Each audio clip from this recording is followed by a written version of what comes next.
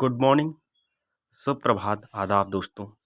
आप सभी का आपके अपने परिवार, आपके अपने फैमिली यूट्यूब चैनल ER.अमितेश क्लासेस में हम सभी का स्वागत करते हैं। यही सहयोग और प्यार इस परिवार, इस यूट्यूब चैनल ER.अमितेश क्लासेस के ऊपर बनाए रखें। तो ये भारतीय भूगोल की पहली कक्षा है, उसी के बारे में आज हम बात करेंगे। पहला आकृति और आकार के बारे में बात करते हैं। तो पृथ्वी जो है हमारी, पृथ्वी कैसी है? ये जियॉइड शेप की है। जो पृथ्वी है वो कैसी है? जियॉइड शेप की है, एक स्पेशल टाइप की आकार। अगर हम ऐसे कॉमन भाषा में कहें तो पृथ्वी हमारी अंडाकार है। पृथ्वी क्या होती है? ध्रुवों पर थोड़ी चपटी है और भूमध्य रेखा आप देखोगे तो वहाँ पर क्या है? उभरी है। भूमध्य रेखा मतलब बीच वाली जो रेखा है, वहाँ पर पृथ्वी आपको उभरी हुई और ध्रुवों पर चपटी। ये जैसे पृथ्वी है और पृथ्वी के दो भागों में बने, ये होता है नॉर्थ पोल और एक क्या होता है? South pole. तो पृथ्वी को कहीं ना कहीं दो भागों में बांटा गया। अगर कुल क्षेत्रफल की बात करते हैं तो पृथ्वी पर कितना क्षेत्रफल है, ये आपको बात करते हैं। पृथ्वी का अनुमानित कुल सतह का जो क्षेत्रफल है वो क्या है? 51,100,00,500 वर्ग किलोमीटर। ये क्या है? पृथ्वी का सतह का क्षेत्रफल है। और इसकी त्रिज्या कितनी है पृथ्वी की? 6,387। ये बीच वाली जो लाइन होती है किसी वृत्त की, इसको क्या बोलते हैं? त्रिज्या। तो ये वाली जो है वो कितनी है? 6,387 किलोमीटर। ये पृथ्वी की त्रिज्या है।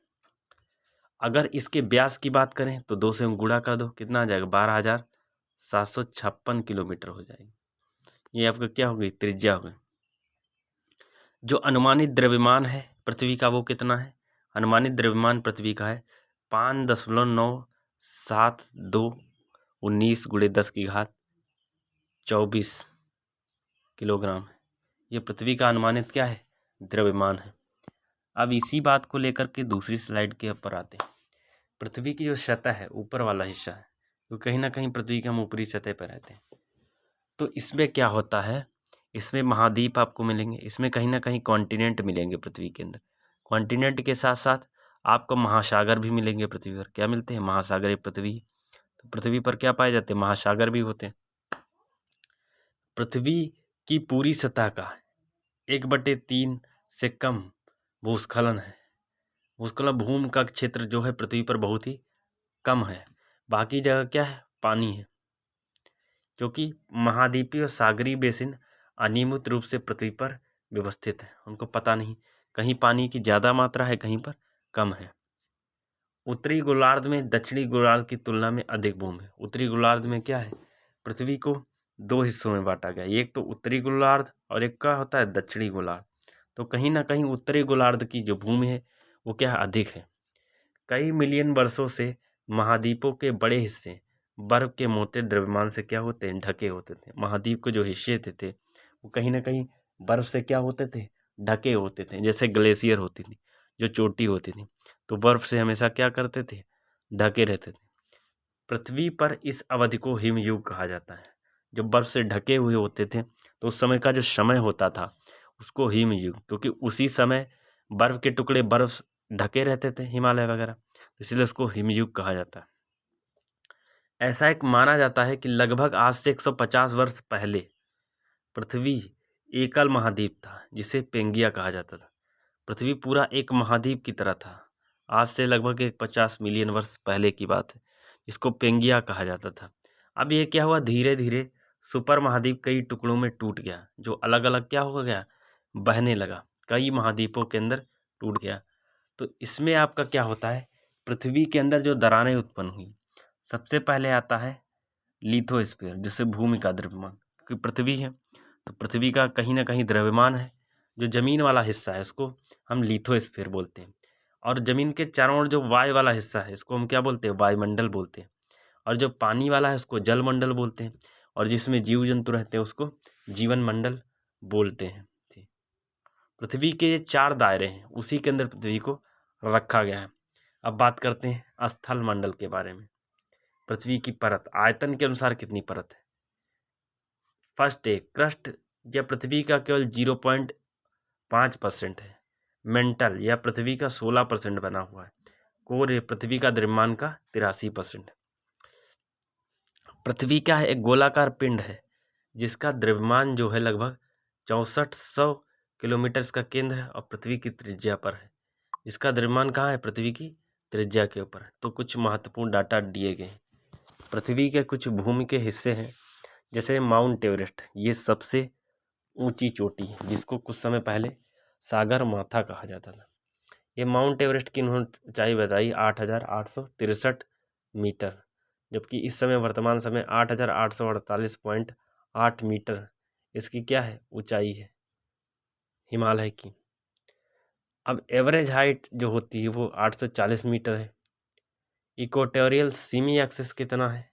ये वाला भाग पूछ रहा है, तो ये 6,378.2 kilometre. Polar semi axis, polar मतलब ये नीचे वाला, तो इसकी जो त्रिज्या है वो लगभग 6,335 356.8 किलोमीटर। मीन रेडियस कितनी है? ये बीच वाली रेडियस 6,371 किलोमीटर। इक्वेटोरियल सरकमफ्रेंस कितनी है? इसकी जो परिधि है यहाँ पर, इक्वेटोरियल मतलब भूमध्य रेखा की जो परिधि है वो कितनी है? 4,076 किलोमीटर। पोलर सरकमफ्रेंस कितनी है? ये आपकी 4,009 किलोमीटर है। इलिप्सिटी कितनी है? 1/298। मरीना ट्रेंच जो समुद्र के कुछ गहरे हिस्से हैं, इसमें कितना? 11,035 मीटर है और इसकी एवरेज डेप्थ कितनी है? 3,808 मीटर। और आइस सीट और ग्लेशियर का एवरेज जो हाइट है वो 15.6 मीटर है। तो कुछ महत्वपूर्ण डाटा था जो आपके परीक्षा में पूछा जा सकता है। अब इसी बात को आगे लेकर के चलते हैं। अब बात करते हैं पृथ्वी के ऊपर। तो पृथ्वी का ज़्यादा अधिकतर हिस्सा पानी से घिरा हुआ है। इस पृथ्वी के ऊपर जब बात करते हैं 100 में से 75% जो भाग है वो पानी से घिरा हुआ है। इसीलिए पृथ्वी को हम ब्लू प्लैनेट भी कहते हैं, नीला ग्रह कहते हैं, क्योंकि कहीं ना कहीं पृथ्वी का जो कलर है वो आपको नीला दिखाई देगा, इसको ब्लू प्लैनेट कहते हैं। ठीक, सबसे पहली चीज, सरफेस वाटर 0.3% है। झीलों के अंदर 87% पाया जाता है। नदियों के अंदर 2%। स्वयं वाटर आपका कितना है? 11%। और आइस और ग्लेशियर में 68% पानी आपका पाया जाता है और ग्राउंड वाटर में 30%। अब जब बात करते हैं पृथ्वी पर पानी की, पृथ्वी का जो वायुमंडल है, सतह में अधिकांश पानी विश्व महासागर के खारे समुद्र जल से आता है। जो ज़्यादातर पानी है वो खारे के समुद्र जल से आता है। जबकि अगर हम बात करें मीठे पानी का कुल केवल होता है 2.5% हिस्सा होता है। क्योंकि पृथ्वी पर इन्होंने बताया, यह अनुमानित एक अनुमान है, 71% क्षेत्र आवरण महासागर से घिरा हुआ है, इसीलिए नीला दिखाई देता है। अंतरिक्ष से जब आप देखोगे पृथ्वी को, तो पृथ्वी आपको कैसी दिखाई गई? नीला दिखाई देगी। इसीलिए पृथ्वी को हम नीला ग्रह या इंग्लिश में इसको ब्लू प्लैनेट कहते हैं, क्योंकि इसके अंदर महासागरों का हिस्सा ज़्यादातर पानी के अंदर है। तो वहाँ अंतरिक्ष से देखने के बाद जो पृथ्वी का अधिकांश हिस्सा है वो आपका नीला ही दिखाई देता है। इसको हम क्या बोलते हैं? नीला ग्रह या ब्लू प्लैनेट बोलते हैं। लिखा गया है, ये परीक्षा में प्रश्न पूछा गया है, नीला ग्रह किसे कहा जाता है? तो ब्लू प्लैनेट किसको कहा जाता है आपका? ये आपको अर्थ कहा जाता है। ठीक है, अनुमानित तौर पर 1.5 से लेकर के 11 गुना महासागरों में पानी की मात्रा पृथ्वी के अंदरूनी हिस्सों में सैकड़ों मील गहराई तक पाई जाती है, जबकि यह तरल रूप में नहीं है। अब पृथ्वी की जो सतह है वाय पतली और घनी है। अब वाय पतली और क्या है? घनी है। इसके भीतर चट्टानों में से कोई पेंजिया टूटने में से किसी भी पुराने से डेटिंग नहीं करता है, क्योंकि पानी किसी भी गैस की तुलना में बहुत ही क्या होता है? ज़्यादा घनत्व होता है। इसका मतलब ये हुआ कि पानी समुद्री महासागरों के उच्च घनत्व के परिणाम स्वरूप बने अवसादों में बह जाएगा। जैसे शुक्र ग्रह जिसमें पानी नहीं है। शुक्र ग्रह एक ऐसा ग्रह है जिसके अंदर पानी नहीं पाया जाता। बहुत सारे ऐसे ग्रह हैं जिसके अंदर पानी की कहीं ना कहीं भरपूर मात्रा पाई जाती। कुछ ऐसे ग्रह जिसके अंदर पानी की मात्रा उतनी ज़्यादा मात्रा के अंदर पानी नहीं पाया जाता है। ठीक है, इसीलिए पृथ्वी को क्या कहा जाता है? नीला ग्रह कहा जाता है। उसके बाद अगली स्लाइड के ऊपर आते हैं। शुक्र ग्रह जैसे पानी नहीं है, एक विशाल चट्टानों से बना हुआ है मैदान, जिसके ऊपर पठार बढ़ता है।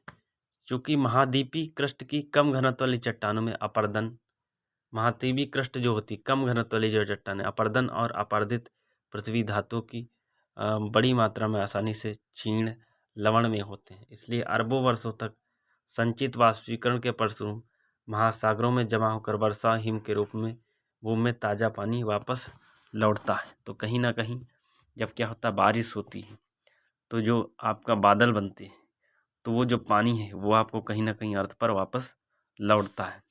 तो इससे आप इसका अनुमान लगा सकते हैं। नतीजतन आपने क्या देखा कि पृथ्वी पर पानी का विशाल थोक खारा पानी माना जाता है, जिसकी लवणता लगभग 35% है या 0.5%। 1 किलो समुद्री जल में लगभग 34 ग्राम लवण के बराबर होती। हालांकि आसपास की भूमि से प्राप्त अप्रवाह की मात्रा के अनुसार यह थोड़ा क्या होता है, भिन्न होता है। सभी महासागरों सीमांत समुद्र और खारे भूजल व खारा बंद झीलों के पानी से पृथ्वी पर 97% से अधिक पानी होता है। हालांकि कोई भी बंद झील पानी की विश्व स्तर पर बहुत महत्वपूर्ण मात्रा में पानी नहीं जमा करती। शुष्क क्षेत्रों में पानी की गुणवत्ता का मूल्यांकन करने के अलावा नमकीन भूजल पर विचार किया जा सकता है। जो पानी खाने में क्या था, जिसके अंदर सोडियम क्लोराइड की मात्रा ज़्यादा पाई जाती है, उस पर भी क्या किया जा सकता है, विचार किया जा सकता है। पृथ्वी का शेष जल ग्रह के ताजे जल संसाधन का गठन करता है।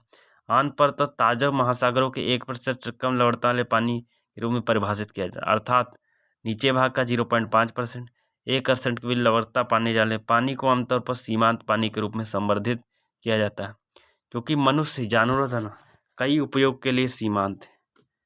पृथ्वी पर ताजे पानी के खारे पानी का अनुपात जो है लगभग कितना होता है, ताज़ा पानी कितना होता है, खारे पानी का अनुपात 50 से लेकर 1 तक होता है। ताजे और खारे पानी के अनुपात के बीच में हम बात करते हैं।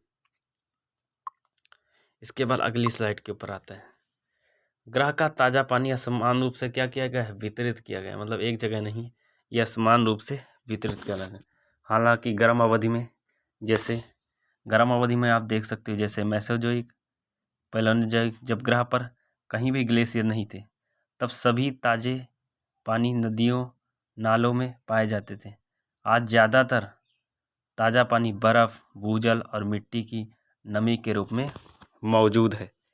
केवल बात करते हैं 0.3% सतह जल पर तरल रूप में, और तरल सतह ताजे पानी में 87% झीलों के अंदर, 11% आपका कहाँ पाया जाता है, दलदली स्थानों में, और 2% नदियों के अंदर। वायुमंडल और जीवित प्राणियों में भी कम मात्रा में पानी मौजूद है। इन स्रोतों में से केवल नदियों का पानी आमतौर पर क्या होता है, मूल्यवान होता है। तो ये भूगोल की आपकी महत्वपूर्ण क्लास थी, जो आप इसका नोट्स बना करके नोट डाउन कर सकते हैं। जो विशेषता आपकी सभी परीक्षाओं के लिए महत्वपूर्ण है। इसी मेहनत, लगन और ईमानदारी के साथ पढ़ाई करते रहिए, और आप अपना प्यार और सहयोग इस परिवार या इस channel ER data Mitesh classes को प्रदान कीजिए। और अगर हमारी वीडियो आपको पसंद आती है, तब आप लाइक कीजिए, शेयर कीजिए, और अपने मित्रों तक, दोस्तों तक, पूरे जहाँ जहाँ हो सकता है शेयर कीजिए। अपने भाई को सहयोग प्रदान कीजिए।